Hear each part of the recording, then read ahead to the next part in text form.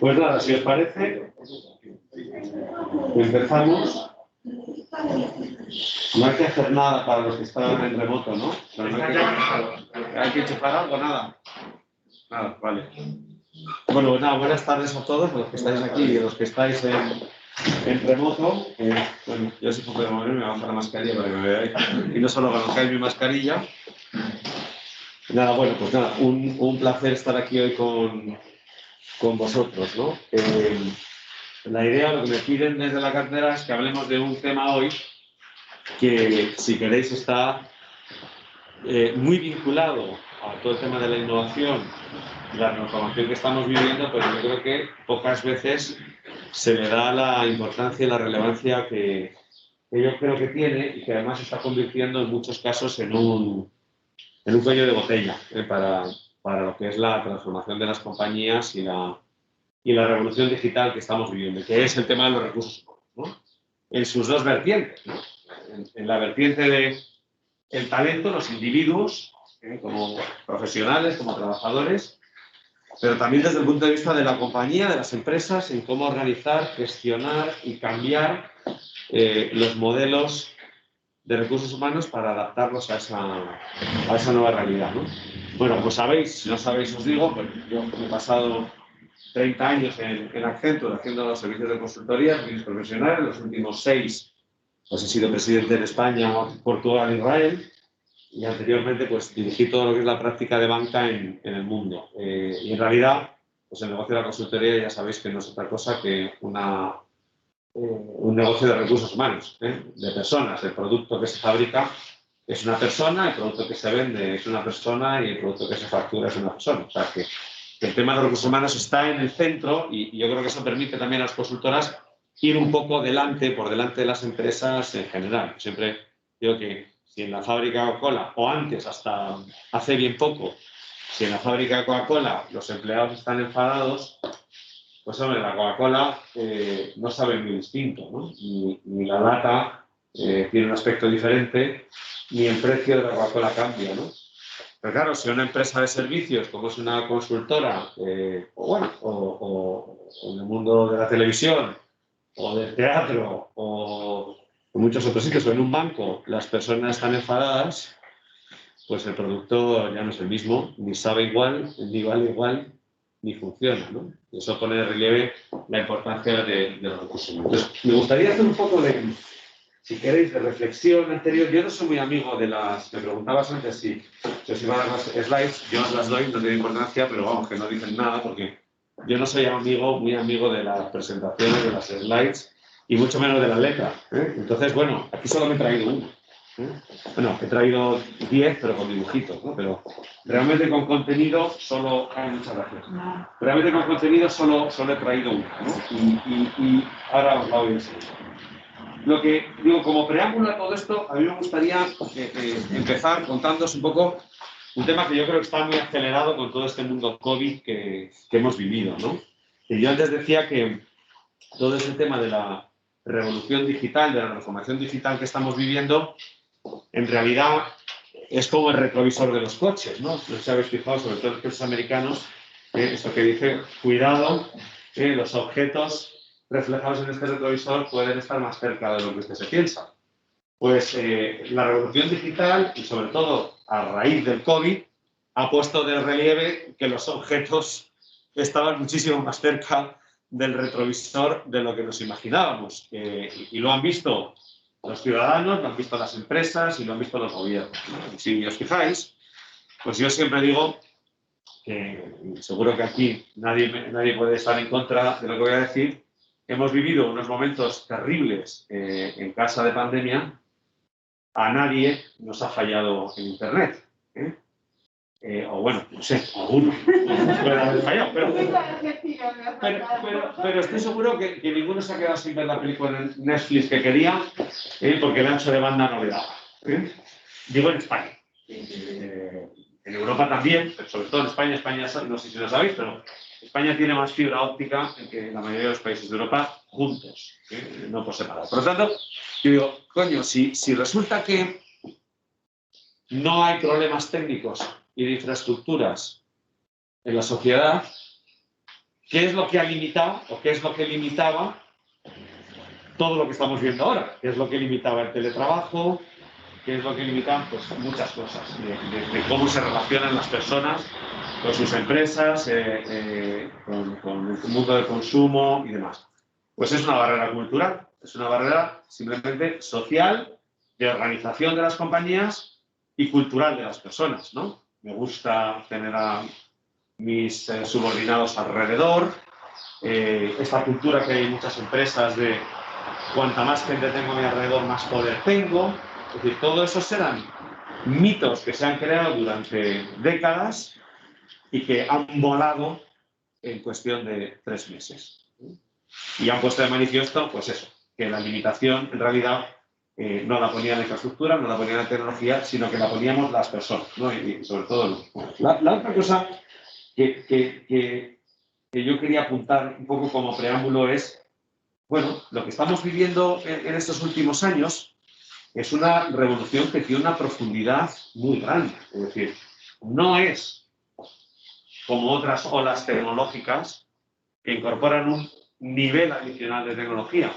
Esto lo que está haciendo es cambiar de manera radical la manera en la que se hacen los negocios, a través de innovación y a través de disrupción. Y estamos viendo negocios que aparecen nuevos que no existían, negocios históricos que desaparecen y se destruyen en muy poco tiempo, formas de comunicar, formas de distribuir, formas de vender que no existían antes y otras que desaparecen. Por lo tanto, esto es un tema tremendamente profundo, ¿no? A mí me gusta decir que estamos viviendo, es una era en la que podemos decir que lo que está pasando es que se han repartido las cartas de nuevo. Es decir, que empezamos una partida nueva donde pues te dan las cartas y si las sabes jugar bien, pues puedes hacer grandes cosas y si no las sabes jugar bien, pues puedes desaparecer, ¿no?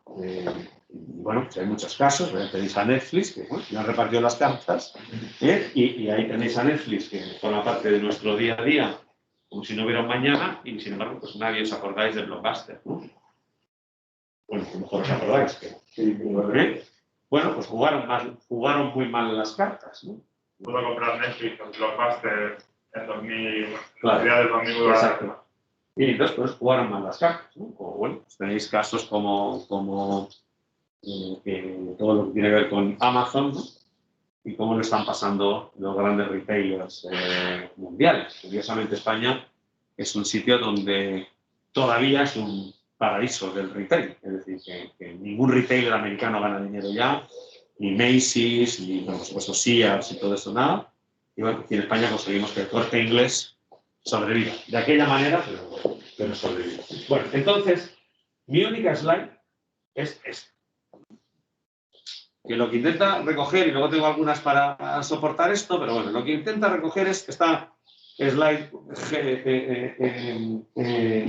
meteorológica, lo que intenta es describir, por un lado, 3 elementos de cambio, 3 soles nuevos que han aparecido en nuestro universo social, digamos, y que han dado lugar a la aparición de unas nubes muy grandes sobre el mundo de los negocios y de las empresas, y que de esas nubes pues están destilando 4 cosas que me gustaría comentar. Entonces empiezo por los soles.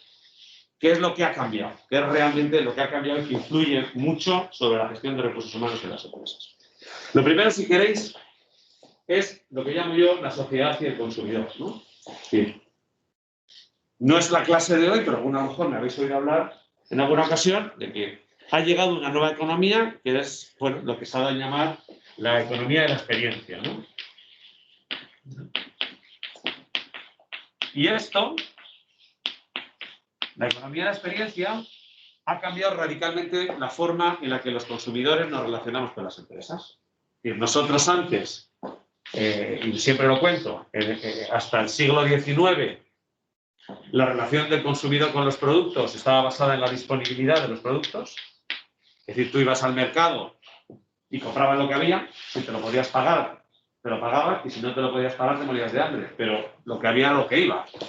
Ponernos en la Edad Media, ¿no? O sea, tú ibas al mercado en la Edad Media y si había cosecha de patatas, pues comprabas patatas. Pero si, como pasaba en Irlanda, la cosecha de patatas había ido muy mal y había muy pocas, pues la mitad de la población se moría de hambre y la que se lo podía pagar sobrevivía, pero era bastante la disponibilidad. La revolución industrial trajo un nuevo concepto de mercado que está basado en el precio y la calidad. Uno tiene muchas cosas a su alcance y las elige, bueno, pues balanceando cada uno como quiere el precio y la calidad, ¿no? Bueno, chaquetas como esta, pues hay 1000, tú te has comprado esa, yo me he comprado esta, bueno, pues así tu balance de precio y calidad, eligiendo entre muchas alternativas. Hoy la economía de experiencia la define otra cosa muy distinta. La define el que ya no es solo el precio de calidad. Bueno, todo esto, por supuesto, es acumulativo. Es decir, si no hubiera disponibilidad de productos, pues el precio de la calidad no valdría. Pero como resulta que hay mucha disponibilidad de productos, pues podemos discernir entre precio y calidad. Si los precios fueran inasequibles o la calidad fuera una porquería, no hablaría yo de lo que voy a hablar ahora. Pero como se asume por defecto que lo que compras tiene precio y calidad, te mueves al siguiente espacio de la economía.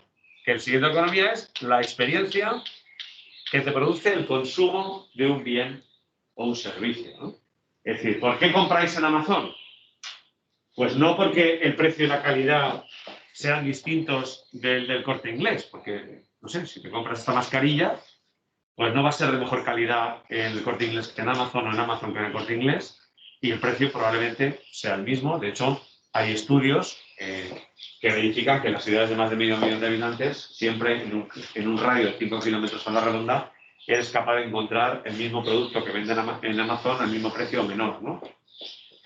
Entonces, esta economía de la experiencia lo que nos hace es decidir cosas, tomar decisiones de consumo en base a algo más, que es qué experiencia me produce ese consumo. Y en el caso de Amazon es muy claro.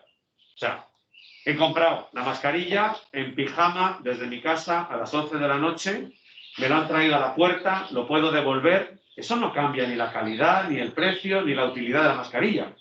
Es la experiencia que me produce hacerlo. Y como eso, muchísimas otras cosas. Como, ¿por qué vas y te gastas 300 euros en comer en el restaurante de Ramón Freisa? Si te vas a alimentar, pues porque lo que buscas es una experiencia. Cuando es alimentarte, pues irías a Burger King, pero lo que buscas es una experiencia, es otra cosa. Y esto cambia radicalmente, y luego lo ligaré con recursos humanos, esto cambia radicalmente la manera de entender las cosas. La manera de entender las cosas que hace que, por ejemplo, a diferencia de en esta economía, la clave de todo, ¿dónde estaba? Las compañías que se dedicaban a fabricar cosas, ¿dónde ponían su foco? En el producto. Lo importante era el producto. Si el producto no era bueno, o no era un precio asequible, o no tenía calidad, nada funcionaba. En esta economía, ¿está el producto en el centro? No, en la venta, la oferta. Pero bueno, la persona. En el centro estás tú. Es la persona. Es decir, que un producto magnífico que produce una experiencia lamentable no te gusta. Pero el producto era magnífico. Yo aquí siempre pongo el ejemplo, no sé si con esto, si lo buscáis, estará en YouTube, el experimento Bell. ¿Conocéis el experimento Bell? ¿Sabéis lo que es eso? El experimento Bell, ¿no habéis oído hablar de él? ¿De física cuántica? No, mucho más terrenal. mucho más terrenal. Bell es el mejor violinista del mundo. Y tiene un Stradivarius, él, aparte de ser un buen violinista, tiene un Stradivarius que vale 14 millones de dólares. ¿Vale? Lo pusieron a tocar en el metro. Lo pusieron a tocar en el metro. Eso. Pero sí te sabes el experimento Bell. Sí, ahora ya. Este señor hizo un concierto de Vivaldi en el centro de convenciones de Washington. Y la entrada mínima era $300. Y si eras un patrocinador o un donor, 3.000. ¿Vale? Esa era la entrada. Entonces luego cogieron al señor Bell y al día siguiente de dar este concierto con su Stradivarius de 14 millones, lo llevaron a la parada de metro más concurrida de Washington. A las 9 de la mañana, con su Stradivarius de 14 millones de dólares, él, y tocó exactamente las mismas piezas que había tocado la noche anterior en el concierto, ¿vale? Y se puso un cestito para que le echaran monedas, ¿vale? ¿Cuántas personas creéis que se pararon a echar dinero en el cesto? ¿Eh? Yo que ya lo sé. Tú ya lo sabes. Un número, venga. Tuvo como hora y media, lo que dura un concierto. A las 8 de la mañana. ¿Eh? ¿Cuántas monedas? ¿Cuántas personas se pararon? No, ya si echaron dinero no lo sé. ¿Cuántas se pararon? 4. 4 personas se pararon a escucharlo. Y de las 4, solo 2 reconocieron a Bell. ¿Esto quiere decir que Bell tocaba una porquería y su violín se había estropeado? ¿Eso quiere decir que la gente que pagó $3.000 la noche anterior a lo mejor pasó por delante de él y no se paró? Pues seguramente. ¿Por qué? Porque la experiencia, que es lo que tú compras, no era lo que tú buscabas. El violinista era el mismo, el violín era el mismo, pero la experiencia, nadie escucha a Vivaldi, al mejor violinista del mundo, en una parada de metro con gente pasando de arriba abajo, no te produce una buena sensación. Es el mismo caso que otro experimento, que no me acuerdo del nombre, además no lo voy a decir para que no te lo sepas. Otro experimento muy parecido que es en un concierto de la Filarmónica de, no me acuerdo si, me parece que es de Chicago. En un concierto de la Filarmónica de Chicago, maravilloso, con una interpretación increíble, increíble. En el último momento, en el último minuto, disparan una alarma dentro de la sala de conciertos. Una alarma que es un chirrido monumental, ¿no? La típica sirena, ¿no? Que dura 1 minuto y se para.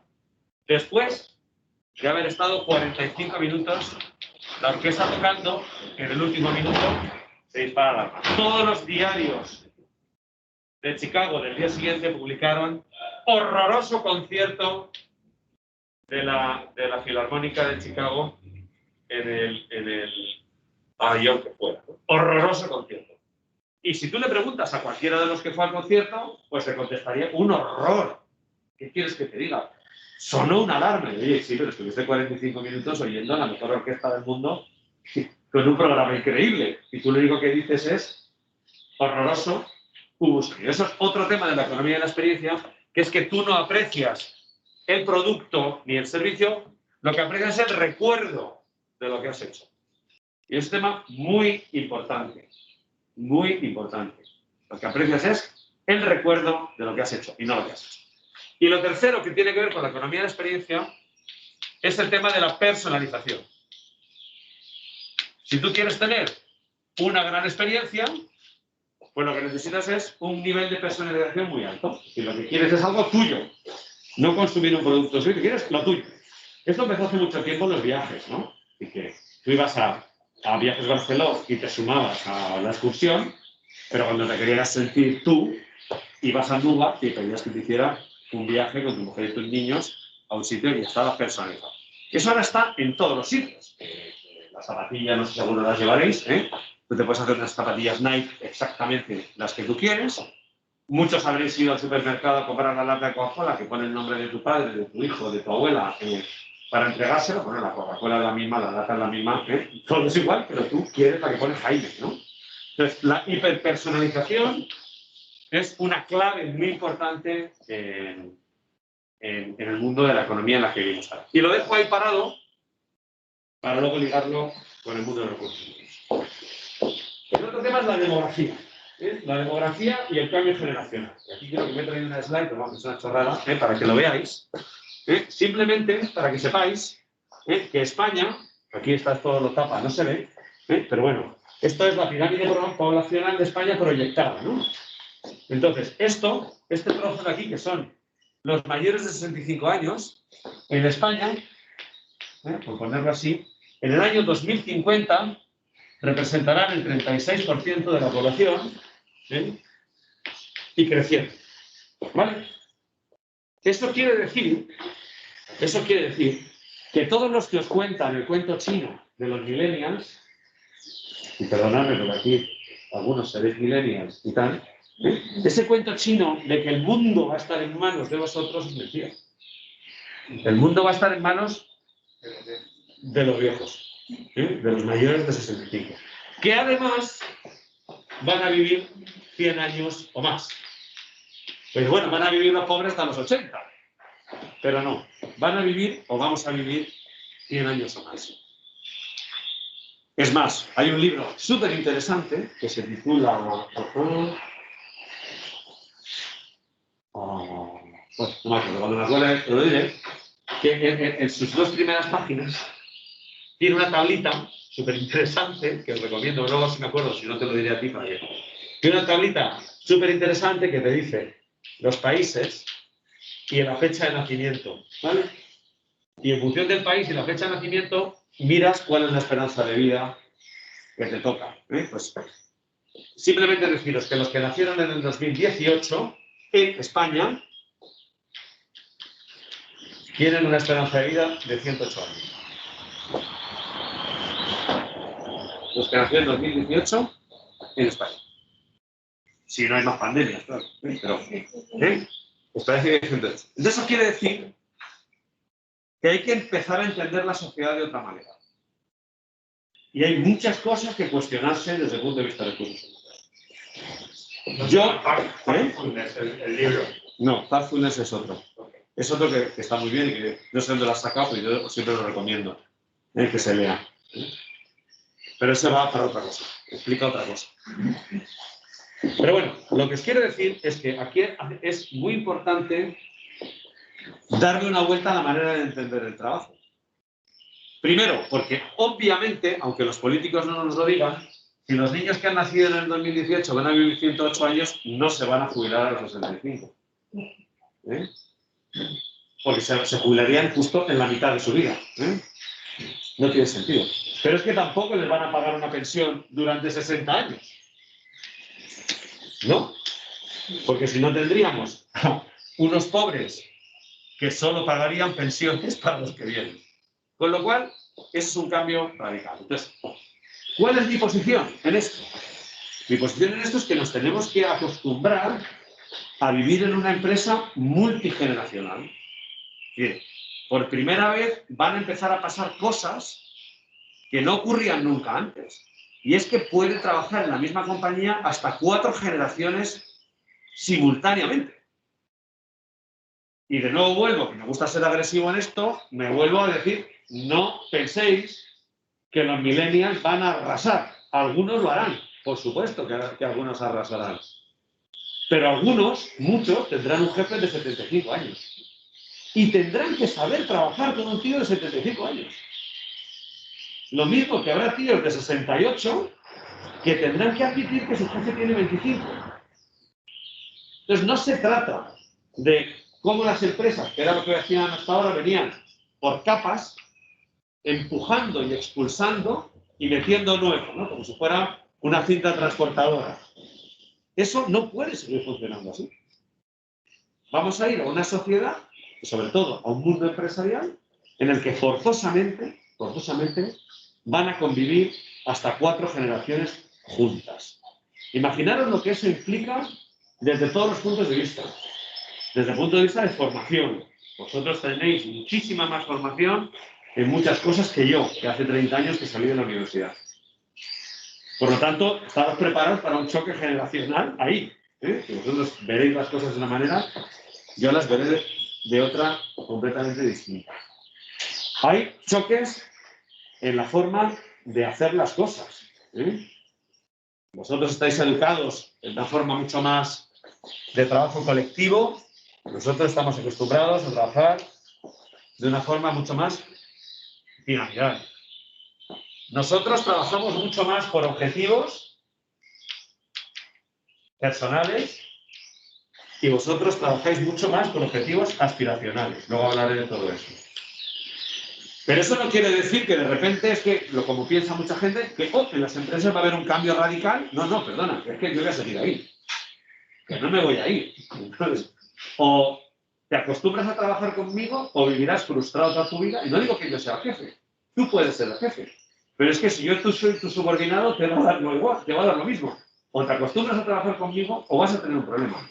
Y yo o me acostumbro a entenderte o también voy a tener un problema. Entonces, este tema demográfico es un tema que representa un reto brutal para todas las compañías. Brutal.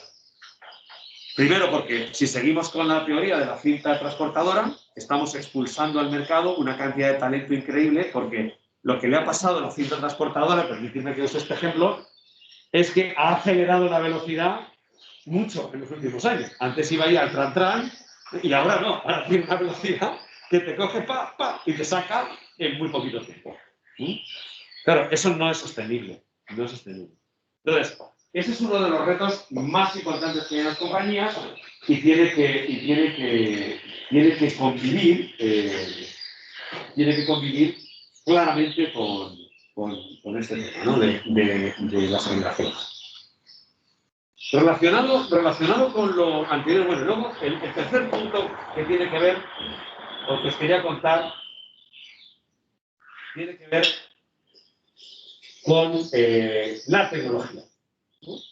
Bueno, se me ha olvidado enseñaros esto porque yo creo que ya lo conocéis, que está más relacionado con la economía de la experiencia, que es un poco que veáis cuáles son los valores de consumo de la gente. Aquí tenéis cosas tan interesantes como que hoy 1 de cada 2 consumidores usa las redes sociales para tomar decisiones. Esto es Estados Unidos, yo siempre tengo información de Estados Unidos, pero 1 de cada 2 consumidores toma información siempre de las redes sociales antes de comprar un producto, ¿no?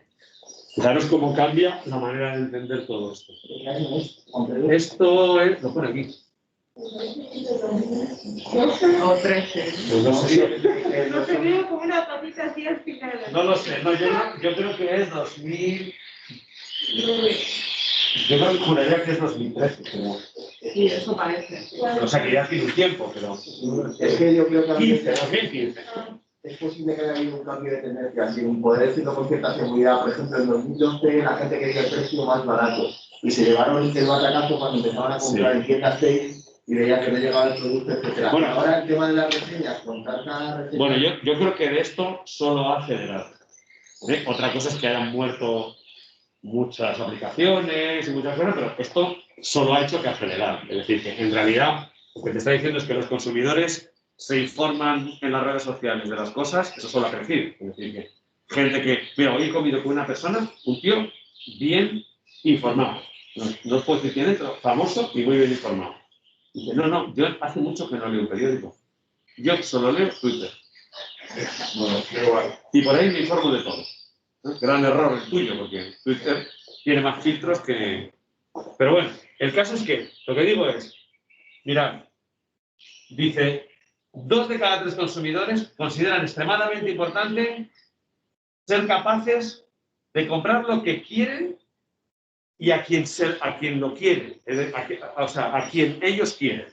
Esto quiere decir también que hay otro cambio, que no está en esta clase de hoy, que es todo el tema del valor ético y social de las compañías. Es decir, que yo antes me compraba esta botella de agua porque me apetece y me gusta y no miro la marca, pero ahora digo, cuidado, que si hay 3 marcas de agua que utilizan plástico no biodegradable, no contaminante y el agua está extraída por métodos naturales, la prefiero, con lo cual voy a mirar qué marca es, ¿no? Entonces, todos estos temas de cómo se comporta el consumidor es muy importante. Dice, 1 de cada 2 consumidores ve la compra como una experiencia en lugar de como una transacción. Eso tiene que ver mucho también con las tiendas. Bien, dentro de muy poco nadie va a ir, ya casi nadie va, pero ya nadie va a ir a una tienda a comprar algo.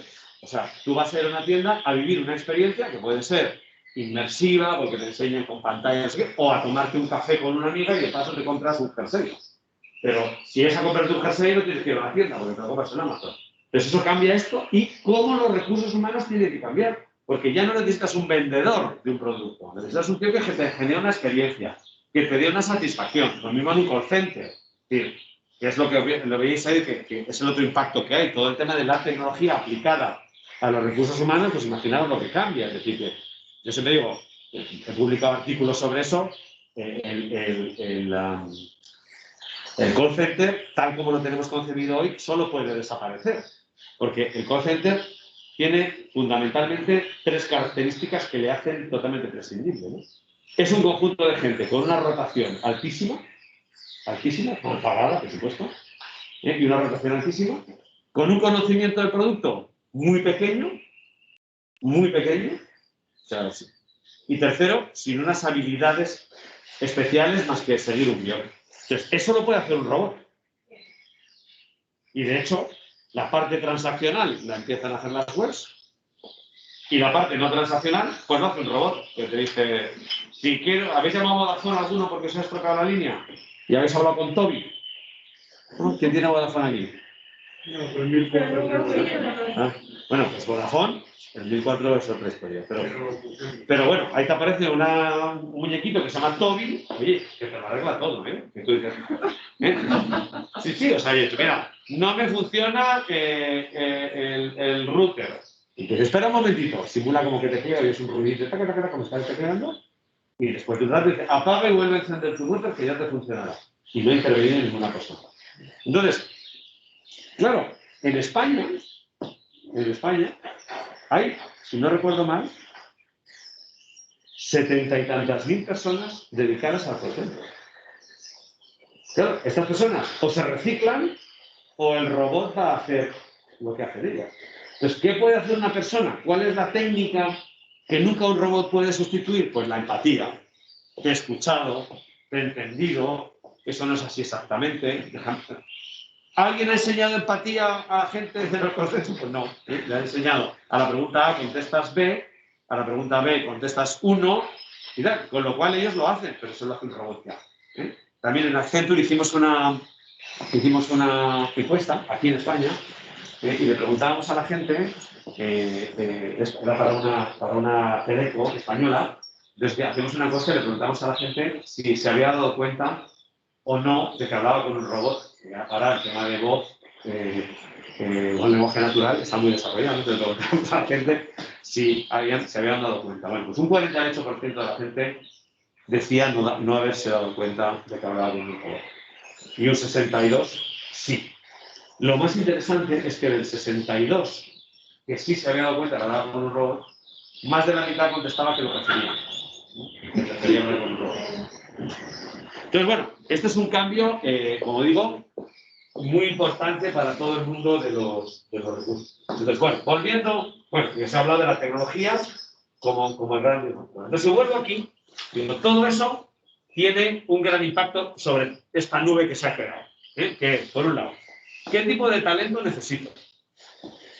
¿Qué hago con los millennials? ¿Dónde los encajo? El mundo de la colaboración. Se me ha olvidado hablar de la innovación, que ahora os lo diré. El tema de la diversidad, la felicidad, la jornada laboral, todo esto ahora mismo está en cuestión. Y además esto lo único que ha hecho ha sido acelerar de una manera rapidísima con el COVID, ¿no? Lo único que ha hecho es acelerar, porque se ha puesto mucha más tecnología, de alguna manera, a reemplazar cosas que hacían personas. Se ha probado que las personas pueden trabajar en remoto. Se ha visto que se puede colaborar sin estar físicamente juntos. Entonces, ha creado una revolución. Esta nube, ¿qué nube es? Que es un tema importante. Entonces, digo, aquí, uno de los temas que mueve la nueva economía es la innovación. Eso estaremos de acuerdo, además lo que liga con vuestra cátedra, ¿no? Es decir, hoy, el gran secreto del éxito es ser capaz de traer innovación en esta economía de la experiencia que tenemos. Traer innovación que no es solamente inventarte un producto o un servicio nuevo, sino que es generar una experiencia alrededor de ese servicio o de ese producto nuevo. Ese es realmente el reto que hay alrededor de las cosas, porque si exprimes hasta el final la naranja, pocos inventos, yo siempre decía a mi abuela decía, el único invento, Juan Pedro, que realmente es diferencial, mi abuela se ha muerto con 100 años. Y entonces ella me dijo un día, Juan Pedro, no me cuentes rollos, los 2 únicos inventos que realmente han revolucionado al mundo es cuando yo vivía en mi casa y trajeron un cable con una bombilla y de repente teníamos luz en casa. Eso tú no sabes lo que es porque ya has vivido con ello. Pero eso sí que cambia tu vida.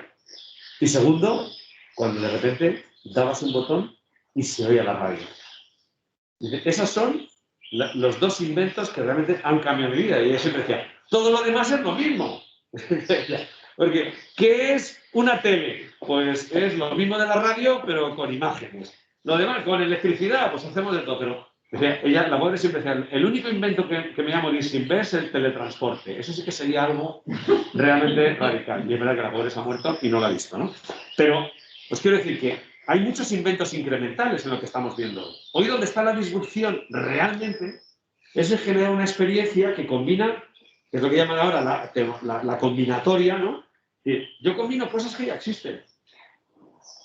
Pero combinando cosas que ya existen soy capaz de crear un producto nuevo que genere una experiencia diferencial. Y os cuento esto para llevaros a este tema. Que es, si eso es así, si la hiperpersonalización, como os decía antes, es la clave del asunto, si la clave del asunto es la experiencia, esto obliga a las empresas a hacer cosas muy distintas. Primero, la diversidad. Es decir, fabricar una lata de Coca-Cola no depende de que haya mujeres u hombres haciendo la lata de Coca-Cola, perdonadme el ejemplo, ¿no? Es decir, la Coca-Cola, insisto, sabe exactamente igual, sean mujeres u hombres los que fabrican o estos zapatos, no sabemos si los han hecho chicos o chicas, y son los mismos, y no cambia de una manera sustancial. Ahora, una web que intenta enamorar a las mujeres vendiéndoles moda, ¿depende de que hayan participado mujeres o no en su diseño? Probablemente sí. Probablemente sí. Si yo quiero hiperpersonalizar, ¿es lo mismo diseñar viajes para gays que para matrimonios con niños? No. Pues habrá que tener algunos gays que piensen que les gusta para diseñar los viajes, ¿no? Porque si no, te saldrán viajes para señores con niños. Una pregunta, ¿no estamos asumiendo que lo que hace a un gay buscar ese viaje es ser gay? ¿El qué, perdona? O sea, que con ese argumento no estamos asumiendo que la homosexualidad de la persona condiciona su carácter más que otros sesos que estamos hablando. Estoy hablando de eso, como te puedo hablar de muchas cosas. Los señores mayores, ¿no? Es decir, yo una de las cosas que veo, uno de los grandes errores que se están cometiendo ahora, que vuelvo otra vez al ejemplo de mis abuelos, yo estoy con mis abuelos eran muy modernos, se han muerto los dos, se han muerto con 100 años los dos, pero solo han vivido mal el último año. Entonces yo me fui con ellos a Nueva York. Entonces, vamos al aeropuerto de Nueva York y mi abuelo, que ya tenía en esa época, 83, 84, dice mi abuelo, oye, Juan Pedro, esto es muy sorprendente, porque era la primera vez que iba a Estados Unidos. Y lo primero que me dice es, esto es muy sorprendente, aquí hay muchos viejos trabajando. Y es una cosa para un español trasladado hace 15 años, un señor mayor, muy chocante, porque mi abuelo se jubiló con 55, lleva 30 años jubilado cuando fue a Nueva York. Oye, aquí trabaja gente muy mayor. Y dice, sí, bueno, es que aquí la seguridad social es distinta. Bueno, ¿y por qué llevan todos los mismos zapatos? Los que hayáis vivido en Estados Unidos o ya hayáis estado allí, habréis visto que cualquier persona mayor de 70 años que trabaja lleva los mismos zapatos. Porque nadie hace moda para una señora de 70 años. Se asume que, bueno, pues eso es lo que hay. O sea, la moda se acaba en un determinado umbral, ¿no? Entonces, esto que te digo aplica a muchas cosas. Mira, está comprobado, por ejemplo, que el patrón de las mujeres, cuando invierten, es completamente distinto al de los hombres. Es así. Esto no es más ciencia que la propia psicología, ¿no? Y es que las mujeres tienen una visión mayor de largo plazo que los hombres. Las mujeres en el binomio riesgo-rentabilidad premian más el riesgo que la rentabilidad y por lo tanto son más cautas a la hora de invertir, porque tienen esa sensación de trascendimiento mayor que la del hombre, que oye, ¿qué va a pasar a mis familiares y a mis hijos? No sé qué. Tienen una manera de invertir muy distinta. Las mujeres prefieren la renta fija y los fondos, y los hombres prefieren la renta variable. Hay todo un... ¿Qué machista es este tío? ¿No? Estos son observaciones matemáticas, porque no es mejor la renta fija que la variable, ¿no? Para gusto los colores, ¿no? Entonces, pues sí, efectivamente, la gente, si tú eres gay y vives en un ambiente gay, pues tienes un comportamiento de unas cosas, pues, por ejemplo, pues no te sueles ir de vacaciones con chicas, o por lo menos no con muchas. ¿Bien? Por lo tanto, pues seguramente a los hoteles a los que vas pues pueden ser distintos. O necesitas cosas muy distintas de lo que por matrimonio con niños pues va a necesitar, ¿no? De hecho, hay muchos hoteles que no admitimos niños. Y tienen un éxito, por cierto, rotundo, los de no admitimos niños. Entonces, lo que te quiero decir es que si tú quieres a la hiperpersonalización, que es a lo que me refería, tienes que tener gente que sea suficientemente diversa como para que lo que te salga no sea siempre lo mismo, ¿no? Ese es el asunto. No sé si sabéis el caso, que lo habréis oído, no me gusta contarlo mucho porque no les gusta a ellos que se diga, pero sí sabéis que la primera generación de algoritmos de Facebook era misógina. Siempre se orientaba hacia los hombres antes que las mujeres. ¿Por qué? Porque lo habían programado todo hombres. Entonces, todas las experiencias, todo lo que estaba programado detrás, orientaba a lo que le gusta al que lo ha hecho, al que lo ha definido. Por lo tanto, siempre llevaba, que eso no sé si lo habéis oído el otro día, si vosotros ponéis en Google, que era, no sé, lo contaron el otro día, no lo recuerdo bien, no quiero ofender a nadie, pero no sé si ponías mujer, si pones mujer, si pones profesiones, mujer en Google, te dice camarera, limpiadora, incluso dice puta. Sin embargo, si pones hombre, pone ingeniero, político, profesor. Bueno, pues es que hay un sesgo que te mueres en el algoritmo, ¿no? Si no, no lo haría así. Entonces, ¿cómo se combate ese sesgo? ¿Cómo combatió el sesgo Facebook? Obligando a que en todos los departamentos de inteligencia artificial la mitad son hombres y la mitad son mujeres. Y todos los algoritmos van pasando de una mano y de otra. Entonces, el tema de la diversidad es un tema importante. Yo por eso siempre digo que la diversidad en las empresas ya no es un nice to have, es un imperativo de negocio. O sea, si tú quieres que tu producto guste, o lo haces con gente diversa, o no va a gustar. Porque la gente busca una personalización que no vas a ser capaz de darle. Por lo tanto, la diversidad se ha convertido en un imperativo de negocio. Tienes que ser capaz de tener equipos diversos si quieres que los resultados sean buenos. Eso antes no era necesario. Por lo tanto, para mí la diversidad en todas las empresas, en recursos humanos, se tiene que convertir en un origen y fuente de negocio, no en una cosa bonita que es que me he comprometido porque estoy de acuerdo con los derechos de la mujer, que nada tiene que ver con esto. Es porque es necesario y es importante aportar visión de todo el mundo, ¿no? Eso lo primero. Lo segundo, mezclo millennials con esto de la felicidad, ¿no? Está tremendamente comprobado el que los motivos laborales y profesionales de la gente van girando muy despacito hacia otras cosas, influidos por muchos condicionantes, ¿eh? De nuevo, como os decía antes, cuando ya das por supuesto esto, el precio y la calidad, empiezas a fijarte en otras cosas, ¿no? Pues aquí ha ocurrido algo distinto, que es cuando el precio y la calidad de lo que pago es igual o va a la baja, pues los nuevos trabajadores que se incorporan empiezan a buscar otra cosa distinta. Es decir, cualquiera de vosotros, cuando salgáis al mercado laboral, si tú puedes elegir entre un trabajo que te pagan 50.000 euros al año y otro que te paga 20, pues hombre, no te vas a hacer muchas preguntas. Pero si te van a ofrecer 18, 19 o 20, pues igual piensas, joder, pues me gusta más la empresa esta que tiene un buen programa de diversidad, que no contamina, que tiene un propósito, que trabaja en equipo, que apuesta por la colaboración. Y entonces los valores de las personas que buscan trabajo han empezado a cambiar. Pues yo os lo digo, que por ejemplo en Accenture utilizamos inteligencia artificial para seguir todo esto, leemos 122.000 currículums al año, o sea que imaginaos si vemos gente. Entonces, lo seguimos todo y una de las cosas que hemos visto es que obviamente sería tonto si nos dijera que la gente pregunta ¿cuánto me vas a pagar? Pero ya no es la pregunta más importante. Hay mucha gente que nos pregunta, dime cuál es el propósito de tu empresa. Yo quiero saber qué vengo a hacer aquí. No cuánto me vas a pagar, ¿qué vengo a hacer aquí? O sea, ¿sois una empresa que quiere cambiar el mundo? ¿Sois una empresa que quiere mejorar las condiciones de vida de la gente? ¿Sois una empresa que lo que quiere es contaminar? Por eso, hoy recuerdo hablar, por ejemplo, con el CEO de ExxonOil, que no vivía en Estados Unidos, que me decía, ExxonOil, da igual lo que pagues en San Francisco, porque Exxon está en San Francisco la sede. No, Exxon no, Chevron. Está en San Francisco. Me decía el CEO, da igual lo que pague.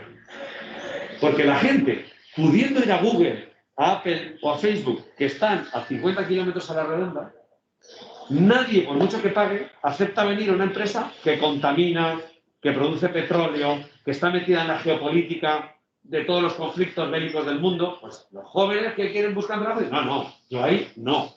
Me voy a cualquier otra antes que a esta, ¿no?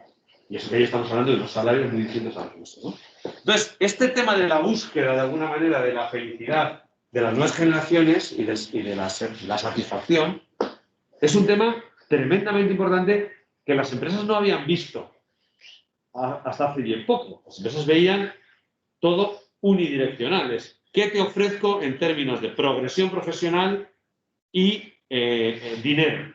Asumiendo que a un trabajador le iba a gustar igual trabajar en una empresa de ataúdes que trabajar en una empresa de flores, ¿no?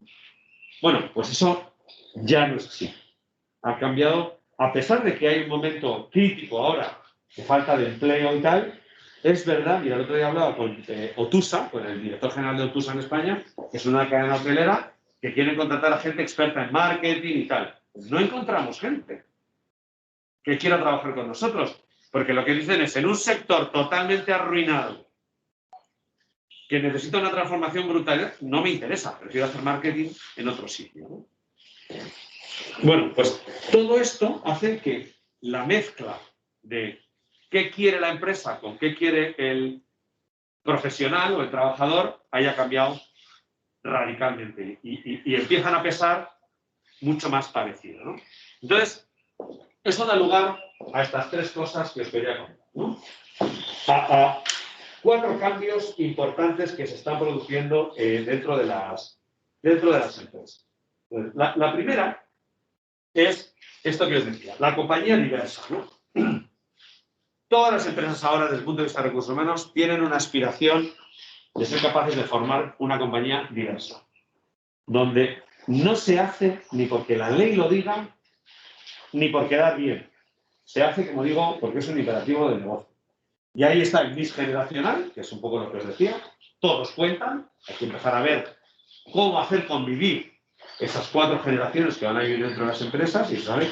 Con formación, con modelos de organización distintos, con modelos de colaboración diferentes. Hay un mix de culturas, que también produce un choque dentro de las compañías. El más obvio, el más evidente, es el de las corbatas contra las no corbatas. Pues bueno, que estoy en el sector de los servicios, pero que es un ejemplo que yo he vivido muy de cerca, ¿no? O sea, cuando las empresas se han vuelto locas, por ejemplo el BBVA, alguno trabajáis en el BBVA, os está ahí. Bueno, pues entonces, ¿en qué trabajas tú en el BBVA? En riesgos. ¿En riesgos? Sí. ¿En la vela? Sí. Vale, pues entonces sabrás que ahora tú vas de traje y corbata al BBVA y te queman viva. Sí, los programadores son... Te queman viva. Cuando yo empecé a trabajar en el BBVA, si no llevabas una corbata nueva cada semana, te miraban raro. Y ahora, si vas con corbata, en el BBVA te dicen fuera de la reunión. Cosa absolutamente ridícula, porque el éxito de todo esto radica en que yo vaya con corbata y tú no, si yo lo necesito, y si no lo necesito, no. Pero este tema de la combinación generacional y cultural de una compañía es muy importante. Y yo lo llevo, sobre todo, a este tema. Os he traído una slide. Esta. A la batalla de los hipos contra los geeks. ¿Sabéis qué es esto o no? Los hipos lo aprendí de Oscar en una presentación. El hipo es como el que absorbe, o sea, el que te secuestra un poco. El que más cobra, Es el que más cobra. más gorda. Esto no es... ¿Quieren que os cante el Esto es válido. Ah, tú. ¿Por ¿Qué me qué? hizo una pregunta de que yo con la guardia ¿Por qué lo sabes tú? Porque yo me enfrento a muchas veces. Bueno, entonces, esta es una batalla que se da todos los días hoy en las empresas. Un hipo en realidad ahora mismo no me acuerdo en inglés, es el acrónimo de Highly Overpaid Opinionated Person. Yo. Pues soy un tío que me pagan una fortuna por opinar sobre cosas que se basan en mi experiencia. Highly Overpaid Opinionated Person. Eso soy yo. Pero también es un médico, ¿eh? También es un médico. Porque cuando tú vas al médico y le preguntas, doctor, me duele aquí, y te dice, tiene usted mal el apéndice, ese señor está actuando como un hypo. Está dando una opinión basada en su experiencia. Y le pagan por eso. ¿Vale? Bueno, depende qué médico sea. Depende qué médico sea. Frente a eso están los geeks. Y los geeks es esto, ¿no? Es este chiquillo, que aquí no veo así ninguno que se parezca, pero con sus gafitas, suelen llevar barbita corta y tal. La bandolerita está puesta aquí al lado y el teléfono móvil en la mano, pero que básicamente lo que define a un geek es que toma sus decisiones no por lo que sabe, sino en base a los datos que maneja. Es un tío que vive en una hoja de cálculo. Y que toma decisiones basadas en eso. Entonces, estos dos mundos están no enfrentados, lo que hay que hacer es hacerles colaborar, pero son dos mundos que cada vez más se producen dentro de las empresas. Y os pongo el ejemplo donde mejor se entiende, que es el mundo de la medicina. No sé si conocéis el caso de la Universidad de Stanford. La Universidad de Stanford, desde hace, no sé, bastante, porque yo fui en el 2013 y ya estaba, pues como mínimo ya llevaría tiempo, o sea, yo fui en el 2013 y ya estaba. La Universidad de Stanford lo que tiene es un hospital universitario, como cualquier otra universidad. Y entonces en ese hospital universitario, tú cuando entras no tiene una cosa llamada urgencias, pero bueno, cuando alguien llega allí porque le pasa algo, no necesariamente una urgencia, tienes, digamos, un sitio con dos boxes, ¿no? Digamos que esto es urgencias, y tienes dos. En un boxer hay un ordenador y en otro hay un señor. Entonces tú vas al primer box y le cuentas al señor lo que pasa. Este señor, este médico que está allí, que es un hipo, lo que hace es un informe y dice, pues mira, yo creo que este señor lo que tiene es una gastroenteritis. Pero bueno, pues acaso le vamos a hacer todas estas pruebas, pero yo lo que creo es que tiene una gastroenteritis. Luego este mismo paciente pasa al box de al lado que está un ordenador, un robot que habla contigo y te hace una serie de preguntas. Y este ordenador, en realidad, lo que tiene cargada es una base de datos de 2 millones de pacientes, ¿vale? Entonces, este ordenador te hace una serie de preguntas, tú se las contestas y hace lo mismo. Emite un informe que dice, yo creo que este señor tiene no sé qué cosa, pero bueno, por si acaso, vamos a hacerle todas estas pruebas. Es decir, a nadie le han hecho ninguna prueba todavía. Digo, porque ahora lo que os voy a decir, que va a poner los pelos de punta, es que no le han hecho a nadie ninguna prueba, ¿vale? Entonces, ¿qué ocurre? ¿Cuál es el porcentaje de acierto en el diagnóstico sin haber hecho ninguna prueba clínica del médico versus el robot? El robot es más preciso. ¿Eh? El robot es más preciso. El robot es más preciso que esto. ¿Alguien cree que el médico es más preciso? Hay ejemplos en radiología. En radiología hoy en día la inteligencia artificial, por ejemplo, predice, porque claro, consulta una base de datos de millones. Diagnóstico por imagen. Bueno, Yo creo que el médico, porque la gente cuando le preguntas qué es lo que tiene, no sabe contestar. El médico te ve y está más o menos... Yo creo que el robot porque el robot aprende, o sea, es un algoritmo que está aprendiendo constantemente y tiene una base de datos de 2 millones, y yo no creo que un médico haya a lo largo de su vida profesional atendido a 2 millones de personas. Pero para eso te tienes que poner bien las cosas, los síntomas que tienen. Yo le estoy preguntando si el paciente se siente mejor atendido, más tranquilo y más contento cuando se va. Estoy hablando de quién hace. Porcentaje de ahora. Entonces, el 48% de las veces, ¿qué pasa? Está muy cerca de ese... El 48% de las veces, ¿qué pasa? Que los dos dicen lo mismo. Eso es lo que pasa. Está bien. Bueno, no sé, ni la mitad, ¿eh? Pero bueno, el 48% de las veces ambos dicen lo mismo. ¿Vale?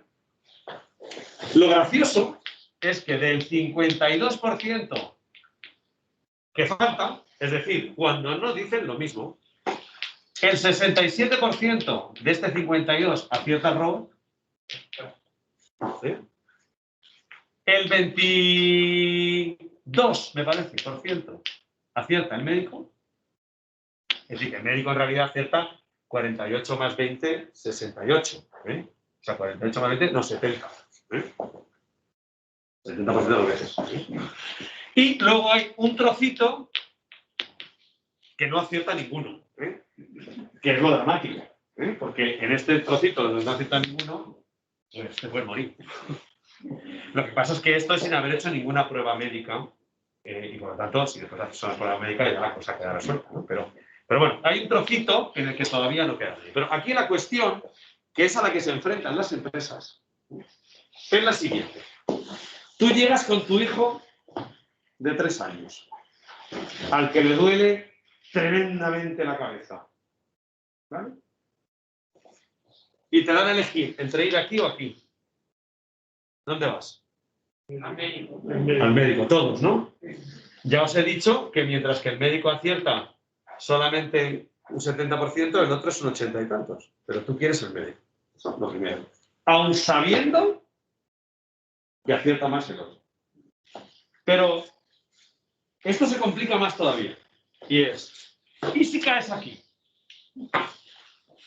La responsabilidad. Si caes aquí, ¿qué prefieres que se equivoque? ¿El médico o el robot? El robot no. ¿Le perdonarías al robot que se equivocara? No. Se busca así una cabeza, ¿no? Sí. ¿Quién? ¿Perdonarías al médico que se equivoque? Sí. Sí le perdonarías al médico que se equivoque, ¿no? Pero nunca le perdonarías al robot. Bueno, pues esto mismo ocurre en todas las empresas. Le perdonaría al médico que se equivoque. En todas las empresas, sí, al médico le perdona. En América. Bueno, le denuncias, pero... Sí, es que... Pero denuncias... Bueno, pero te voy a llevar, que yo he vivido mucho tiempo en Estados Unidos. O sea, denuncias al médico. Pero hay, amigo, que si le pides al médico $300.000, al robot le pides 300 millones. También le denuncias y le pides 300 millones. Porque que detrás está Hewlett Packard y entonces prefieres ir donde está Hewlett Packard y Pero en ese caso no puedes ir contra el pobre hijo. Pero bueno, lo que os quiero decir es que este debate se produce en todas las organizaciones hoy. Y hay que ser capaz de convivir. Es decir, el CEO de la empresa normalmente es un IPO, pero sin embargo cada vez está rodeado de muchos geeks. Los de Business Analytics, los de Big Data, los de Inteligencia Artificial, los de no sé qué. Entonces, hacer convivir estas dos cosas no es sencillo. Porque estos dicen, te estás equivocando, esta estrategia es una mierda y nos va a llevar al fracaso. Y este tío dice, oye, perdona, llevo 25 años sentado aquí y sé lo que creo. Entonces, esto plantea un debate, que es lo que yo decía que estaba relacionado con la empresa diversa, ¿no? Es decir, oye, cuidado, que tenemos que ir a un sitio donde todo el mundo convive, es capaz de convivir y sacar lo mejor de todo el mundo. Lo segundo es lo que llamo yo aquí la empresa fluida. Fluida. Y aquí os voy a poner un ejemplo muy hispano, que no sé si, y que tiene que ver con la organización de las empresas, ¿no? Aquí, os veo, sois muy jóvenes, no os acordáis, pero bueno, yo a mí en mi carrera profesional me ha dado tiempo a ver al Banco Bilbao y al Banco Vizcaya fusionarse y dar BBV más Argentaria y dar BBVA, ¿vale? Bueno, amén de otras cosas, pero bueno. En BBVA, tú que trabajas en BBVA, igual te voy a ilustrar con esto. En BBVA siempre ha habido una batalla, primero entre geeks y hypos, y luego otra batalla muy grande respecto a las formas de trabajar, que tiene su origen aquí. Y todavía hoy, ya han pasado 30 años o 20 y tantos desde entonces, todavía hoy esto se ve aquí. Y tú me dirás ahora si lo ves. ¿Qué es? Banco Bilbao Vizcaya, Banco Bilbao, era un banco que funcionaba en base a jerarquía, fundamentalmente a jerarquía, a responsabilidades por departamento y a experiencia. Es decir, el más viejo es el que más sabe. Banco Vizcaya, bueno, aquí estaba Ibarra y aquí estaba el famoso Pedro Toledo, que murió, que hubiera sido presidente de los dos bancos fusionados, pero como falleció, se quedó Ibarra. Y estaba el Banco Vizcaya, que lo que era, funcionaba por misiones y en base a datos y objetivos. De hecho, el Banco Vizcaya inventó la contabilidad analítica, cosa que ningún banco tenía. Entonces, estos señores funcionaban por misiones, es decir, el consejero delegado cogía al tío que llevaba riesgos y le decía, vamos a hacer un proyecto de crear un nuevo producto que es un préstamo hipotecario tipo de interés variable. Entonces no existía. Tú eres el responsable, el de riesgos. Y el de riesgos, mientras creaba el producto préstamo hipotecario a tipo de interés variable, era el dueño del banco. Gestionaba a los de legal, gestionaba a los de créditos, gestionaba a los de riesgos. Era responsable de una misión, que es, créame ese producto. El Banco Bilbao, por el contrario, lo que decía es, hay que crear un nuevo producto. Vale, el departamento de créditos, que lo piense. Y cuando el departamento de créditos lo había pensado y ya tenía una especie de producto, entonces iba al departamento legal. Y ahí le ponían todas las pegas del mundo. Luego iba al departamento de marketing y le ponían todas las pegas del mundo. Luego iba a otro sitio. Tal. Esto hacía que esta organización fuera 1000 veces más ágil que esta. ¿Vale? Bueno, pues eso, esta concepción de la diversidad, hoy es un tema tremendamente importante. Las empresas cada vez están adoptando más este modelo de misiones. Es decir, oye, incluso lo estáis viendo, que es, yo voy a organizar, voy a coger a alguien que parece valioso, que aporta valor, que está en el departamento de riesgos, pero que no necesariamente tiene que ser el que más sabe de marketing ni el que más sabe de préstamos, pero da lo mismo.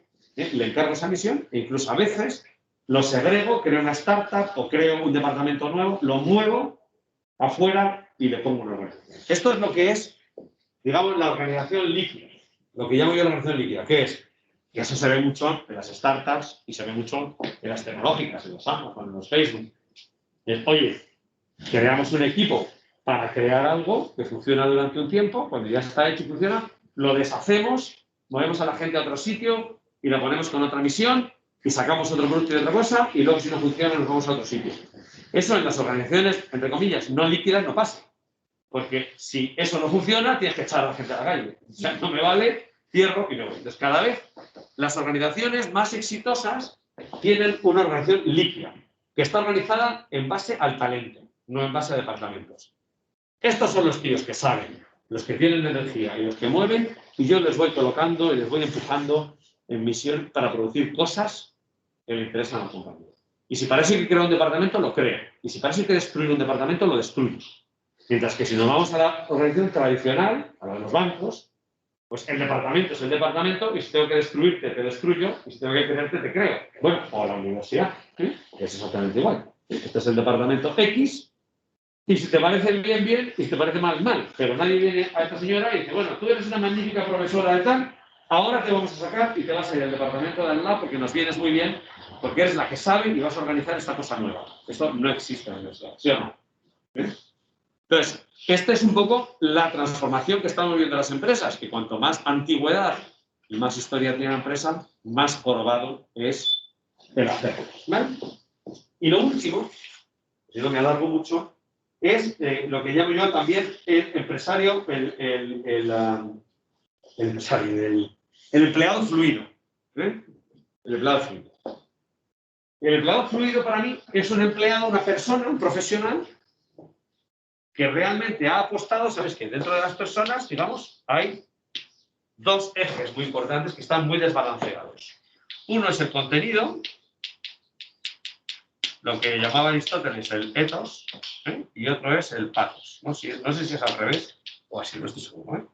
Uno es el contenido y otro es tus habilidades. Entonces, las empresas tradicionalmente han estado muy volcadas en el contenido. Y entonces, pues os podéis encontrar que el tío que más sabe, bueno, el paradigma de todo esto, para mí es el ministro de Innovación. Es decir, ¿hay alguien en España que sepa más de tecnología, aeronáutica, innovación que el ministro, ¿cómo se llama? Pedro Duque? Probablemente no.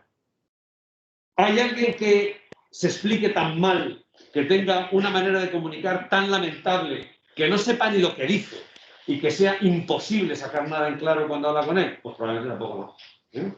Eso quiere decir que cuando le han nombrado ministro no han mirado esto, han mirado solo esto. ¿Vale? Entonces, cada vez las empresas empiezan a darse cuenta de que esto tiene mucho peso. Y eso empieza a llamar a este concepto del empleado litio, que es, yo no te he puesto ahí porque tú sabes muchísimo de préstamos, al tema, o de riesgos. No, no. Tú estás ahí porque eres una persona flexible, con capacidad de colaborar en equipo, porque tienes liderazgo, porque tienes iniciativa. Si sabes de riesgos me parece fenomenal, y si no sabes, pues también me parece fenomenal, porque lo que quiero es irte llevando a sitios. Y además eso combina mucho con los modelos de carrera que queréis vosotros. Es decir, ahora nadie entra a una compañía y quiere aspirar a estar en largo plazo encasillado en un sitio. Tú lo que quieres es desarrollarte en tus habilidades. Por lo tanto, ese giro es muy importante también dentro de las empresas. Ser capaces de ir cambiando los criterios de que no debe ganar más el que más vende. A lo mejor resulta que debe ganar más el que más ideas tiene. Porque os decía, si la innovación es el motor que mueve a las compañías, habrá que reconocer a los innovadores y habrá que premiarles y habrá que darles carrera, aunque no produzcan bienes y servicios comercializables en todas las ocasiones. Habrá que empezar a tolerar el error. Es decir, que tú no puedes matar la iniciativa. En una empresa normal, o sea, un tío te propone una cosa y sale mal, en el mejor de los casos no le vuelves a dar ninguna responsabilidad ni le promocionas, en el peor le echas. Entonces, ¿quién va a arriesgarse en una empresa a innovar, a traer nuevas ideas, a decir yo lo haría distinto, se me ha ocurrido esta cosa? Nadie. Nadie. Entonces, si las organizaciones no empiezan a tolerar el error, nunca vas a acelerar. Y todo esto os lo cuento ahora, acelerando sin contaros ejemplos, porque ejemplos tenéis miles. Es decir, podéis ver la cantidad de compañías que han emergido en los últimos 10 años súper exitosas, que todo el mundo disfrutamos cada día de ellas y que vienen sus emprendedores en muchos casos de fracaso tras fracaso. Fijaros, Elon Musk ya lleva 3 veces que se le ha caído el cohete. 3 veces. ¿Vale? En una cultura tradicional como la española, Elon Musk habría sido tachado de un fracasado, nadie le habría dado dinero para nada y estaríamos haciendo chistes de él que lo recibiríamos todos por WhatsApp. Sin embargo, en Estados Unidos, Elon Musk es un tío que dice, hostia, este tío se ha empeñado en hacer este cohete, está aprendiendo de sus errores y como tiene esa energía, como tiene esas capacidades y esas habilidades, vamos a seguir apoyándole hasta que lo consiga, porque él lo va a conseguir, otros no van a llegar, ¿no? Entonces, todo eso, metido en la coctelera, hace que vaya, si es lo que no se ve aquí, también a una organización de recursos humanos dentro de las empresas mucho más digital y mucho más geek. Mucho más geek. Es decir, tú ya no vale que miras a los profesionales y les motives o los evalúes por el producto tangible de lo que están haciendo. Tienes que empezar a medir por otras cosas. Su impacto, cuáles son sus capacidades, hasta dónde pueden llegar, saber si están o no en el sitio adecuado. Y para eso hoy hay muchos datos y mucha información que se puede utilizar, ¿no? Nosotros, por ejemplo, en Accenture, una de las cosas que pusimos en marcha hace como 5 años ahora, o 4, es que en lugar de preguntarnos, o hacer el periódico y preguntarnos cuáles son las mejores universidades donde pescar a nuestros profesionales, y es que alguno creéis en los rankings, yo nunca he creído en los rankings de la universidad, porque los rankings de las universidades no miden el éxito de sus alumnos. El ranking de la universidad mide el éxito de sus profesores, pero no el de sus alumnos, ¿no? Pero yo nunca he creído en los rankings, pero bueno, ¿cuál es la mejor universidad de no sé dónde? Pues te dicen fulanita, ¿no? Que es la tercera del ranking. Pues nosotros dejamos de hacer eso hace 4 años y hacíamos una regresión estadística, tampoco era una inteligencia artificial aplicada a nada, una simple regresión estadística, y decíamos, vamos a ver, de los 14.000 empleados que tenemos en España, ¿quiénes son los 500 mejores? Los que más carrera han tenido, los que mejor les ha ido, los que más han progresado, a los que más les hemos subido el sueldo. Los cogíamos y, bueno, pues son estos 500, ¿vale? Pues a ver de dónde vienen. Diga lo que diga la estadística. Vamos a ver de dónde vienen estos tíos. A ver si tienen un perfil realmente que les relacione. Y ahí empezamos a descubrir cosas tan estupendas, como que, bueno, la Universidad Autónoma sale bien en el ranking, pero salen muy bien universidades que no tendrías nunca en el radar. Por ejemplo, toda la gente que se dedica a Big Data y Analytics en Accenture, la mejor procede de Asturias. ¿Por qué? Bueno, ya hemos investigado, resulta que hay una cátedra allí, que tiene un magnífico profesor en estadística, bueno, pues vienen de Asturias. Entonces ya sabemos que, oye, cuando un chavalillo te manda un currículum de que ha estudiado estadística en Asturias, tómatelo en serio, porque a lo mejor resulta que en Repsol fracasaría, pero en Accenture ya sabemos que no va bien. Entonces, utilizar tecnología para todas esas cosas es muy importante. Hoy, por ejemplo, podemos predecir con inteligencia artificial, se puede predecir qué empleados están, digamos, en riesgo de marcharse o en riesgo de tener una depresión porque no están a gusto, basado en muchas cosas, muchísimos datos. Oye, hora de entrada y de salida, bajas médicas, nivel de participación en foros y eventos que haces, horas conectado a las redes internas, colaborando con otros y trabajando en equipo. Bueno, pues todo eso te da un perfil que tú dices, si el perfil de tío satisfecho es así y el tuyo es así, pues vale, se parecen, pero si el tuyo es así, pues hostia, aquí pasa algo, ¿sabes? Entonces, recursos humanos hoy es una de las áreas dentro de las organizaciones que más necesitan tecnologizarse, que más necesita cambiar la manera en la que hace selección, la que hace gestión, porque tratar con toda esta nube de cosas que os he contado, pues no es fácil. No es fácil. Y necesita que se empiece la transformación por el propio Departamento de Recursos Humanos, que la innovación empiece también dentro de los departamentos de recursos humanos. Recuerdo, para los que también sois jóvenes, que antes los departamentos de recursos humanos se llamaban departamentos de personal. Cuando yo empecé a trabajar, yo creo que aquí todavía se llama personal. Pero bueno, departamentos de personal. Luego pasaron a llamarse recursos humanos y ahora se llaman gestión de talento, ¿no? Bueno, eso no es solo un nombre, eso quiere decir muchas cosas, lo que hay detrás de todo eso, ¿no? Y eso me lleva a cosas que no hemos podido hablar hoy, de intraemprendimiento. Por ejemplo, hoy las empresas más exitosas lo que dicen es, joder, la mejor manera de innovar es preguntarle a mis empleados, ¿qué se os ocurre? ¿Qué habéis visto? ¿Tienes una idea buena? Oye, pues te la probamos. ¿Para qué vamos a ir al mercado a buscar? O sea, eso te ha ocurrido a ti, ¿no? Sí. Está circulando por mi empresa un libro de emprendimiento que se llama Impulso, que va de gusta, ¿lo he leído? ¿En qué empresa estás tú? En Siro, una consultora de innovación público-privada. ¿Siro? Sí. No la conozco. Y hay una iniciativa de intraemprendimiento. No, lo veo por allí, que hay gente leyendo sobre tal, un compañero de máster que está allí con una beca también lo está leyendo, y digo, pues O si, ahora que hablar del intraemprendimiento es un libro rojo con unas flechas hacia arriba, hacia abajo. No, yo creo que es un elemento esencial de las empresas hoy. Por dos razones. Primero, porque no hay nada mejor para innovar que el que está dentro y lo conoce, y por lo tanto es quien mejor puede dar ideas. Y por otro lado, porque hay que canalizar, que es otra cosa que yo he observado mucho, hay que canalizar las ambiciones y necesidades de trascendimiento que tienen los propios profesionales, ¿no? Si, por ejemplo, cada vez veía mucho más en Accenture que decía, hay gente que decía, yo no quiero entrar a trabajar en Accenture porque me vais a obligar a trabajar full time para vosotros, cuando a mí lo que me gustaría es estoy desarrollando con unos amigos una startup que hace no sé qué cosa y no quiero perderla. Entonces, la gracia es, pues no, vente a trabajar conmigo y además cuéntame la startup, no voy a ser que me valga y la pueda utilizar. Entonces, hay muchas empresas que están creando estructuras, que es de capital, de organización, de iniciativa, de prototipos, que permiten ese intraemprendimiento, generar negocios alrededor de todo eso. Y yo creo que es una buena forma también de luchar con la innovación, porque la innovación,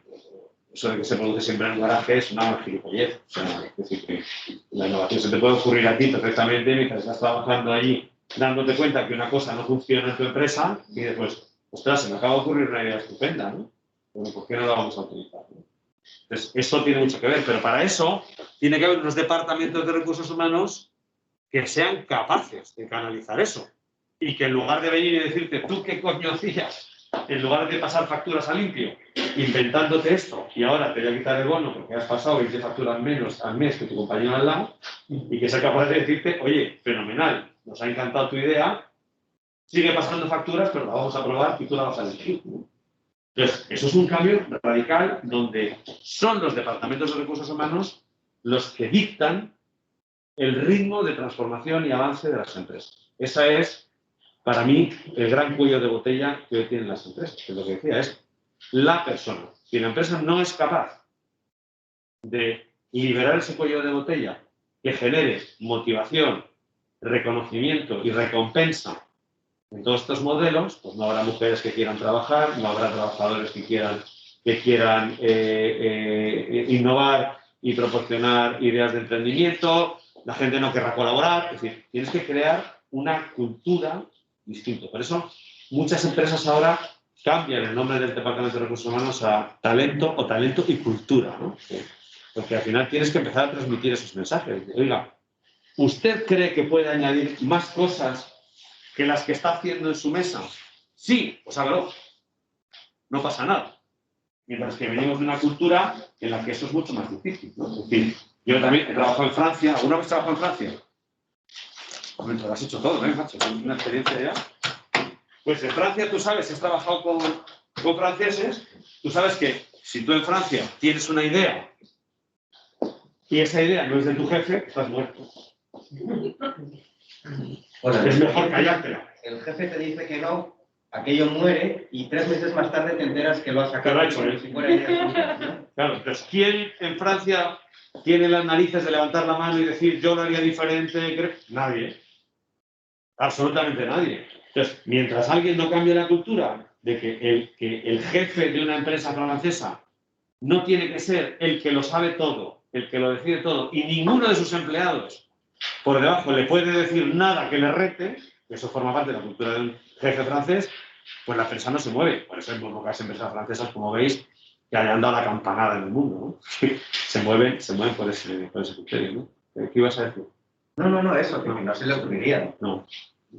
Entonces, eso es los departamentos de recursos humanos los que... Yo, Juan Pedro, es que tengo una pregunta, porque, claro, entiendo que tu perspectiva es muy particular, no está en un puesto, pero vamos a bajar del equipo y vamos a bajar al ejecutivo medio, que es de una edad avanzada, pero que no tiene esos grandes sueldos, y que después de años y años y años en la empresa con una cultura tiene que cambiar su idiosincrasia en el último momento de su vida laboral para empezar a adaptarse a todo esto. Me parece muy complicado. Bueno, pues tiene dos opciones, ¿no? Es irse ya o esperar un poco y adaptarse. O sea, es que esa es la verdad. O sea, el mundo se impone así. El único que no tiene opciones es el funcionario, que dice, no, pues me quedo aquí y que me las den todas en el carrillo. Así tenemos también lo que tenemos, ¿no? Pero en las empresas, pues es que es decisión y opción tuya. Si yo lo digo, oye, tú te puedes ir con 55 años y jubilarte o 60, si quieres, o la vida te va a llevar a que puedas trabajar 80. Pero que sepas que te tienes que tolerar, que tú te sientes al lado y venir a hacer una cosa diferente, tienes que aprender a ser digital, tienes que aprender a trabajar en equipo, y eso tiene que ver mucho con la formación. Yo creo que hay otro mito que poco a poco se va rompiendo, es más difícil, es mucho más fácil en mi empresa, en la que yo estaba, que en otras, que es el mito de que, efectivamente, muy inspirado en la cultura francesa, napoleónica, por cierto, al jefe no se le puede dar formación, porque ¿cómo vas a demostrar que el jefe necesita formación? O sea, eso es muy difícil, ¿no? Y eso viene de Napoleón, por eso ocurre en Francia, en España y en algunos sitios, y ahora está cambiando. Vosotros lo veis en la universidad, la demanda que hay de formación continua de las empresas para sus ejecutivos es cada vez más alta, y eso se va rompiendo, ¿no? Yo hice un estudio, aquí en la Autónoma, precisamente, desde esta cátedra, hicimos un estudio donde intentábamos ver cuáles eran las barreras para que las pequeñas y medianas empresas en España, no sé si tú te acuerdas de ese estudio, para que las pequeñas y medianas empresas en España innovasen y se digitalizasen y dieran un salto adelante, ¿no? Este estudio es muy denso, ¿no? Tal, pero uno de los principios, y lo hicimos, si no recuerdo mal, con empresas de Colmenar Viejo, de las que están aquí alrededor de la universidad. Colmenar, San Sebastián de los Reyes y Alcobendas, si no recuerdo mal. Hicimos como en 270 empresas, una cosa así, el estudio. Y el resultado que nos salía era que uno de los principales factores para que las empresas no innovaran era la cultura del propietario de la empresa. Es decir, que ni estaba preparado, ni lo entendía, ni era capaz de asumirlo. Entonces, claro, si el empresario ya no ve, pues apaga la mano. Entonces, esto es un más. Es decir, y si España quiere competir con otros países, no tiene más remedio que asumir ese tipo de cosas. Yo, y acabo ya con eso, que me tengo que marchar, pero yo hay una cosa que digo, vosotros, y uno de los cambios que ha pasado, si os fijáis, ¿cómo creéis que hemos salido de la crisis del 2007 al 2012? Si tuvierais que decir 2 o 3 factores importantes para salir de la crisis, ¿qué diríais? Sacrificio y competitividad. Vale. Sacrificado mucho. Pero ¿cuál es la competitividad, la clave de la competitividad? Creo que hemos reducido salarios. Vale. Durante, lo podéis mirar, ¿eh? En los años de los años 2007 a 2012 hemos sufrido una devaluación encubierta del 30%. Es decir, hemos ganado todos un 30%. Bueno, todos no, pero bueno, en media, un 30% menos. Esta es la competitividad que nos ha hecho, que es la otra variable que ha cambiado aquí, que es la exportación. ¿Vale? Que España pasó a tener una balanza comercial brutal a favor, porque hemos pasado a exportar muchísimo más. Las exportaciones crecieron un 62%. ¿Vosotros creéis que este crecimiento brutal se ha producido por lo que yo os he contado aquí? De la experiencia, de mejoras en la distribución, en la calidad del producto, en la innovación. No. Se ha basado en que todo cuesta un 30% menos, el dólar me ha beneficiado, los tipos de interés se pusieron a cero y se me han disparado los demás. Vale. Esa es la realidad. Pueden contar los políticos lo que quieran y los empresarios también. Pero la realidad es que se han financiado al 0%, el tipo del dólar les benefició durante un tiempo, luego ya no, y sobre todo hubo una devaluación interior que nos hacía falta del 30%. Fantástico. Digo, ¿y la crisis que va a venir ahora? ¿Qué queréis? ¿Otro 30% menos? No creo que va a ser cambio lo que comentas. O sea, con un 30% menos, primero, ninguno nos vamos a permitir, obviamente, ¿eh? Y segundo, es que no vamos a ningún lado. La próxima crisis solo la salvaremos con innovación, con creatividad, con digitalización. Por eso los famosos 170.000 millones. Es decir, el turismo a España no va a volver por ser barato.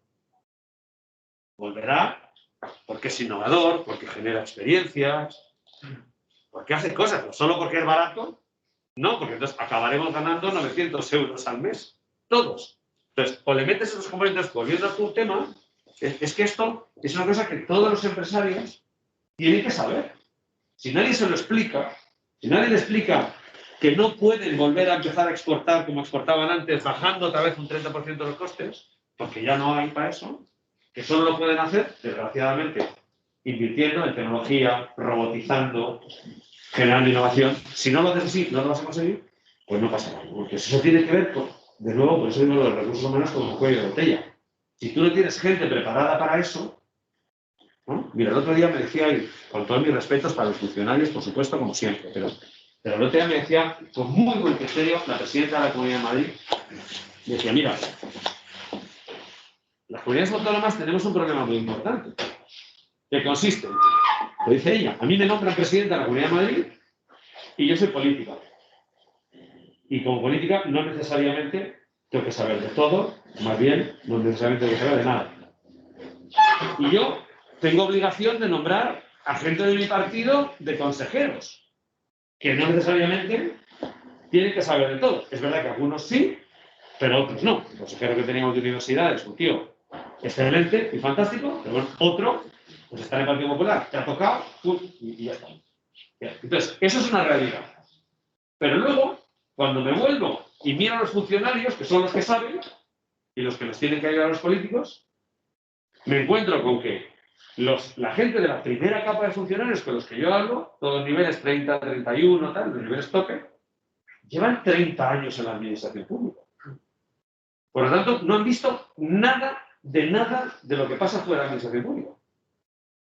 Entonces, ¿cómo aspiras a que cambien la tecnología, metan la inteligencia artificial, cambien la experiencia? Un tío que no sabe ni lo que es. O abres las puertas realmente y permites un cambio organizativo y que fluya el conocimiento, que fluya el talento, o es imposible cambiarlo. Por eso yo creo que la renovación de la administración pública pasa por cambiar la función del funcionario. Mientras no cambie la función del funcionario, la administración pública nunca se renovará. Pero afortunadamente las empresas, pues no.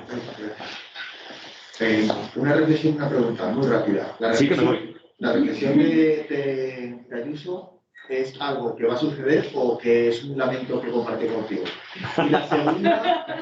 Y la segunda es, ¿qué país consideras que podríamos importar, un país de éxito, podríamos importar su modelo de negocio? Yo pienso en Israel, pero no sé si ese modelo mediterráneo es tan dispar que no puede... No, Israel es un ejemplo maravilloso, difícilmente replicable. ¿Sí?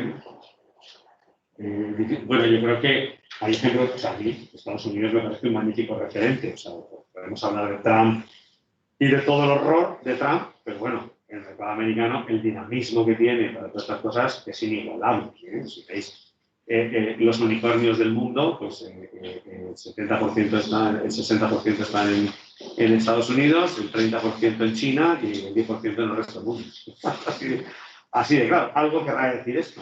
Si miras los flujos de capital, de inversión, de innovación en startup, pues está Estados Unidos, después Israel, y bueno, China aparte, porque no sabemos cuánto dinero mete, pero es decir, Israel a mí me parece un ejemplo muy bueno, pero es muy difícil de reproducir. Es muy difícil de reproducir porque la población israelí, no estoy hablando de todos los que viven en Israel, estoy hablando de la población israelí, es muy pequeña y de un nivel muy cercano en preparación.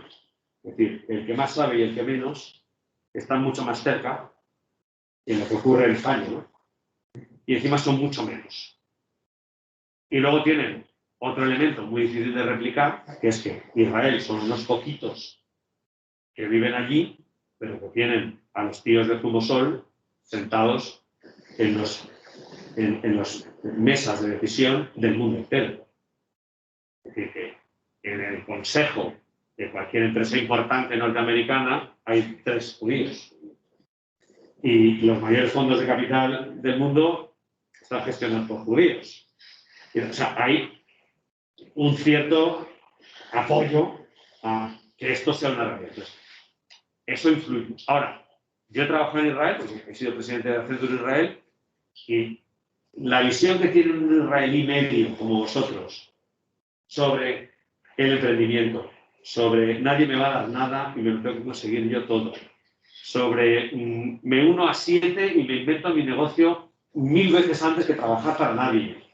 Esa mentalidad que tienen es irreproducible, porque la tienen todos. Se lo enseñan en el colegio, se lo enseñan sus padres, y luego, y este es un tema ya más delicado, la religión también les ayuda a eso. Si nosotros respondemos a un modelo católico, no cristiano, como todos lo somos, pero un modelo católico que se apoya, me estoy metiendo en un berenjenal, pero es que lo pienso y es así, se apoya, el pilar fundamental es la culpa. Entonces, no, es así, es así. O sea, tú vas al cielo, te sientes culpable, o sea, el sentido de la culpa, mientras que en el modelo anglosajón, que nace del calvinismo, la culpa no existe. Entonces, precisamente, si tú eres exitoso en la tierra, lo serás en el cielo. Por lo tanto, no hay por qué sentirte culpable de hacerte rico, porque es una buena cosa. Por eso un rico americano no lo esconde, porque es bueno enseñarlo. Por eso la filantropía en Estados Unidos está tan extendida. Por eso el mecenazgo en Estados Unidos está tan extendida. Yo soy vicepresidente del Teatro Real en España. El Teatro Real es el teatro de la ópera que más subvención, que más apoyo privado recibe en Europa. ¿Vale? Recibe 33 millones de euros. ¿Sabéis cuánto recibe el Metropolitan de Nueva York?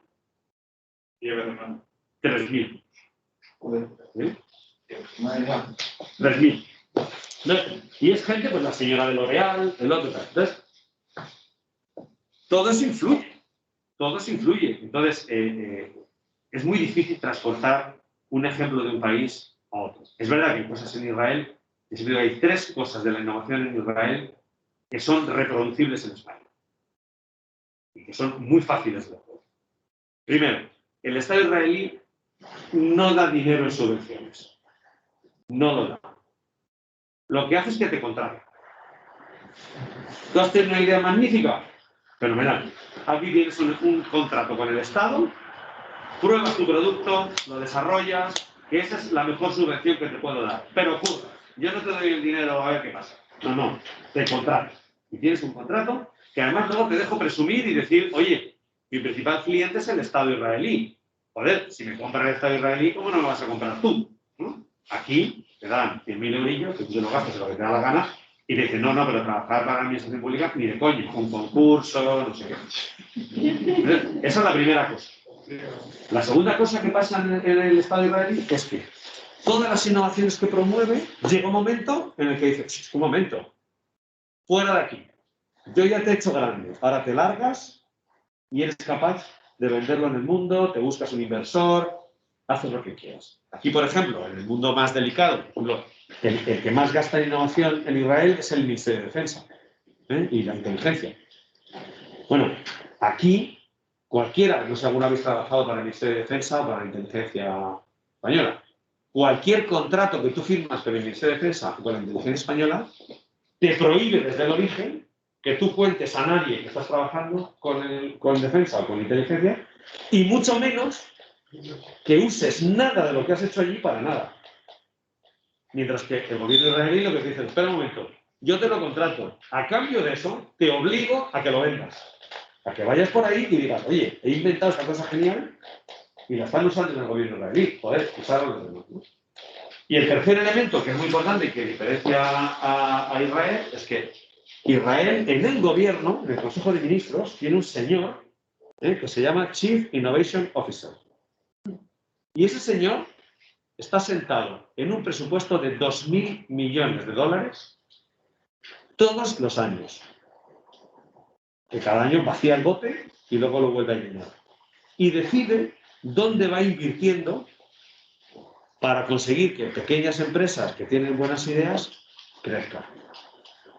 Y cuando ya las ha hecho crecer y viene un venture capital americano y quiere comprar la empresa, pues él pone la mano, recupera su parte y se va. Esto aquí, bueno, no merece la pena hablar, ¿no? Entonces, bueno, ahora, es un modelo que a mí me gusta mucho. Venga, No último. quiero quedarme con la duda, que hay una cuarta ruta que está tapada con los recuadros. Esto, Sí. la transformación de recursos humanos, os he dicho, los propios departamentos, luego lo veréis en las... De todas formas, yo os mando la presentación. Bueno, ¿algo más? ¿Os ha servido de algo esto? Sí.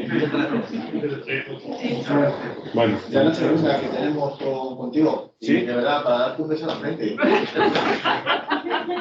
De verdad, mira, he soltado todo y... No es un buen tiempo para darme su hombre, sí, en la frente sí, en la boca no, porque la mascarilla no se disfrutan, pero en la frente sí. Bueno, oye, pues muchísimas gracias. Nada, Venga.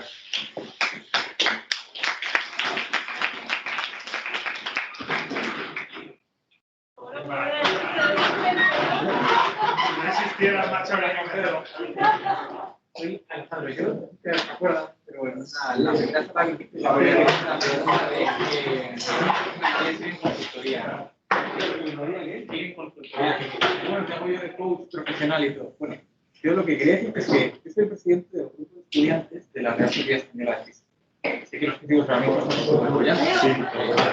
Vamos a hacer unas jornadas de verano. Preguntaba si a lo mejor te interesaba venir y contarnos un poco cuál puede ser ese papel del físico. Porque creo que necesitamos promocionar. Ah, pues genial. Pues ¿no me podría poner en contacto contigo? Ella tiene todo mi contacto y todo mi... Vale, perfecto. Pues yo se lo pido. Yo lo hago solo si la autónoma me dice